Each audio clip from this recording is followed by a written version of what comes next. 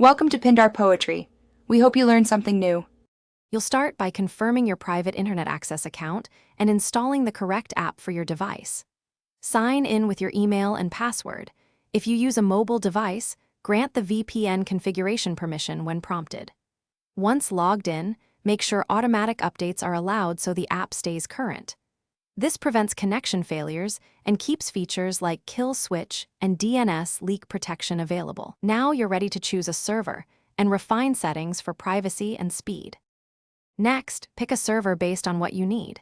Select P2P for torrenting, a streaming-optimized node for video, or the lowest latency server for gaming. Open the settings and enable kill switch to block traffic if the VPN drops. Toggle DNS leak protection to force PIA's resolvers. Choose the encryption level balancing speed and security. Connect and run an integrated speed test. Then verify your new IP and location through a quick lookup. This ensures to finish, configure AutoConnect for both public Wi-Fi and trusted networks so you're always protected. If you need certain apps to bypass the VPN, set split tunneling rules carefully to avoid leaks. Make sure Startup Launch is enabled so protection begins when your device boots. If something goes wrong, first restart the PIA app and your device.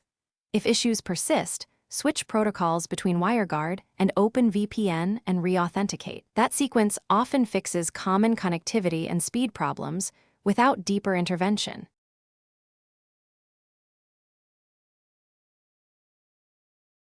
Thanks for watching. Consider subscribing if we helped you.